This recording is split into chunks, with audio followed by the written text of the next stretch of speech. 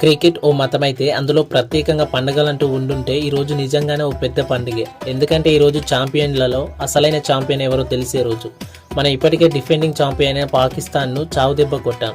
ప్రత్యర్థులను కంగారెత్తించే కంగారులని కంగు తినిపించి అద్భుతమైన ప్రదర్శనతో ఫైనల్కు చేరిన మనం ఈ రోజు న్యూజిలాండ్తో ఫైనల్ ఆడనున్నాం. మరి 2002, 2013లో ట్రోఫీ గెలుచుకున్న మనం ఈ రోజు ఫైనల్లో గెలిచి ముచ్చటగా మూడోసారి కప్పు గెలవగలమా? ఒకవేళ భారత్ ఈ రోజు విజయం సాధిస్తే ట్రోఫీని సాధించడమే కాదు, తరతరాలకు గుర్తుండిపోయే అపూర్వమైన జ్ఞాపకాలకు శ్రీకారం చుట్టే అవకాశం ఉంది. ఎందుకంటే ఛాంపియన్స్ ట్రోఫీలో భారత జట్టుకు మంచి రికార్డు ఉంది. ఇప్పటి వరకు మొత్తం 8 సార్లు ఈ టోర్నీ జరగగా అందులో భారత్ 2 సార్లు ఛాంపియన్గా నిలిచింది.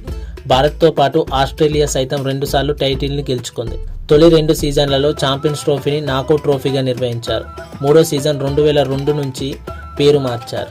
1998 తొలి ఐసీసీ నాకౌట్ ట్రోఫీ బంగ్లాదేశ్లో జరిగింది. సౌత్ ఆఫ్రికా విన్నర్గా, వెస్టిండీస్ రన్నర్గా నిలిచాయి. భారత్ సెమీస్లో వెస్టిండీస్ చేతిలో ఓడి ఇంటి ముఖం పట్టింది. 2000లో ఈ టోర్నీ కెన్యాలో జరిగింది. భారత్తో జరిగిన ఫైనల్ మ్యాచ్లో న్యూజిలాండ్ విజయం సాధించి ఛాంపియన్స్గా నిలిచింది. ఈ టోర్నీలోనే యువరాజ్ సింగ్, జహీర్ ఖాన్ వన్డేలో ఆరంగేట్ చేశారు. 2002లో ఈసారి టోర్నీకి శ్రీలంక వేదికైంది. ఆతిథ్య శ్రీలంక భారత్ ఫైనల్ చేరగా మ్యాచ్ వర్షం రావడంతో ఇరు జట్లు ఛాంపియన్గా నిలిచాయి. 2004లో క్రికెట్కు పుట్టినిల్లు అయిన ఇంగ్లాండ్ తొలిసారి ఛాంపియన్స్ ట్రోఫీకి ఆతిథ్యం ఇచ్చింది. సొంత గడ్డపై ఫైనల్లో వెస్టిండీస్ చేతిలో ఓడిపోయింది. ఇండియా గ్రూప్ దశలోనే ఇంటి ముఖం పట్టింది. 2006లో తొలిసారి భారత్లో జరిగిన ఛాంపియన్స్ ట్రోఫీలో ఆస్ట్రేలియా విజేతగా నిలిచింది. విండీస్ ఫైనల్లో ఓడింది. అప్పుడు కూడా భారత్ గ్రూప్ దశలోనే టోర్నీ నుంచి నిష్క్రమించింది. 2009లో సఫారీ గడ్డపై జరిగిన ఈ టోర్నీలో న్యూజిలాండ్ను కంగారు జట్టు ఓడించి వరుసగా రెండోసారి ఛాంపియన్స్గా నిలిచింది. భారత జట్టు ముచ్చటగా మూడోసారి గ్రూప్ దశలోనే వెనుదిరిగి 2013లో ఇంగ్లీష్ గడ్డపై జరిగిన ఈ టోర్నీలో భారత్ టైటిల్ సాధించింది. బలమైన ఇంగ్లాండ్ జట్టును తమ గడ్డపైనే మట్టి కరిపించింది. ఈ టోర్నీలో భారత జట్టుకు కెప్టెన్గా ఎంఎస్ ధోని నాయకత్వం వహించాడు. ఈ సీజన్లో player of the series, most runs Shikhar Dhawan 363 సాధించగా రవీంద్ర జడేజా 12 వికెట్లు అత్యధికంగా పడగొట్టాడు. 2017లో వరుసగా రెండోసారి ఇంగ్లాండ్ వేదికగా జరిగిన ఈ టోర్నీలో పాకిస్తాన్ జట్టు ఫైనల్ మ్యాచ్లో ఇండియాకి షాక్ ఇచ్చి తొలిసారి ఛాంపియన్స్ ట్రోఫీ గెలిచింది. అప్పట్లో టైటిల్ గెలవడం కంటే భారత్పై గెలవడమే చర్చనీయాంశంగా మారింది. 2025 ప్రస్తుతం జరుగుతున్న టోర్నీకి పాకిస్తాన్ ఆతిథ్యం ఇస్తున్న భద్రతా కారణాల వల్ల భారత జట్టు ఆ దేశానికి వెళ్లేందుకు విముఖత వ్యక్తం చేయడంతో దుబాయ్లో కొన్ని మ్యాచ్లు జరుగుతున్నాయి.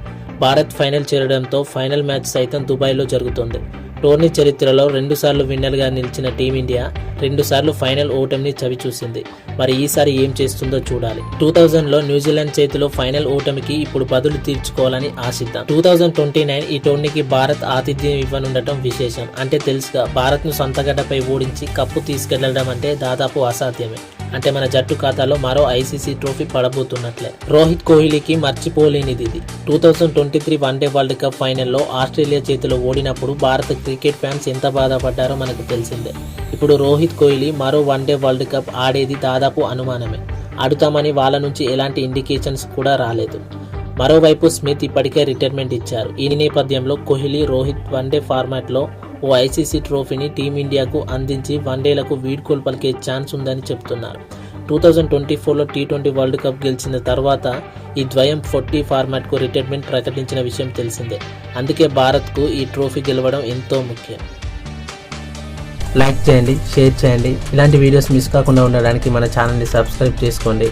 Thanks for watching.